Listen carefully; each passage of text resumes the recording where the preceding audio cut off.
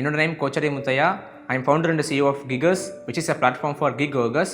So நான் மதுரை மாவட்டத்தில் முத்தப்படின்ற வில்லேஜிலேருந்து வரேன். என்னோட கிரேட்டஸ்ட் இன்ஸ்பிரேஷன் அப்படின்னு பார்த்தோம் அப்படின்னா ரத்தன் டாட்டா. ஸோ எனக்கு வந்து அவர் மாதிரியே ஒரு சோஷியல் இம்பேக்ட் வந்து நான் க்ரியேட் பண்ணணும். அதே மாதிரி 10 பில்லியன் நெட்வொர்த் வந்து நான் பில்ட் பண்ணணும். ஸோ அதுக்கான ஒரு பேஸ்மெண்ட்டாகவும் ஜம்ப் ஸ்டார்ட்டாகவும் EDA எனக்கு வந்து அமைஞ்சிச்சு. ஸோ நான் EDAக்கு என்ன பர்பஸ்க்காக வந்தேன் அப்படின்னா, ஸோ எனக்கான எக்ஸ்போஷர் நான் வந்து டெவலப் பண்ணிக்கணும், என்னோட நெட்வொர்க் வந்து நான் இன்க்ரீஸ் பண்ணணும், அதே மாதிரி நிறைய இன்னும் நாலேஜ் வந்து நான் கெயின் பண்ணிக்கணும் அப்படின்றதுக்காக நான் EDAக்கு ஜாயின் பண்ணேன். ஸோ இன்ஃபேக்ட் நான் வந்து ஒரு பிஸ்னஸ் அட்மினிஸ்ட்ரேஷன் பேக்ரவுண்ட்லேருந்து அந்த ஸ்டூடெண்ட்டாக இருந்தாலும் தியரிட்டிக்கல் வே ஆஃப் லேர்னிங்ஸை மட்டும் தான் நான் அதிகமாக வந்து லேர்ன் பண்ணிட்டு இருந்தேன்.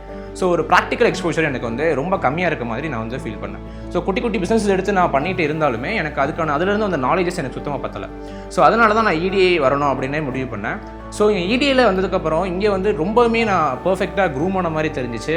ஸோ நிறைய நான் வந்து என்ன டெவலப் பண்ணிக்கிட்டேன். ஸோ என்னோட மொத்த மைண்ட் செட்டுமே வந்து சேஞ்ச் ஆச்சு. ஸோ லைக் வந்து ரொம்ப நர்ச்சரான மாதிரி எனக்கு தோணுச்சு.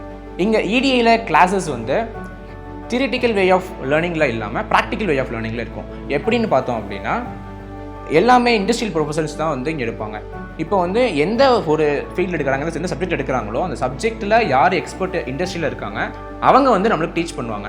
அப்படின்னப்ப நம்ம அவங்களோட மொத்த அந்த எக்ஸ்பீரியன்ஸையுமே நம்ம லேர்ன் பண்ணிக்க முடியும். அதே மாதிரி அவங்களோட நம்மளோட நெட்வொர்க்கும் அவங்கள்ட்ட நம்ம ஈஸியாக கெயின் பண்ணிக்க முடியும். நிறைய கான்டாக்ட் நம்மளால் டெவலப் பண்ணிக்க முடியும்.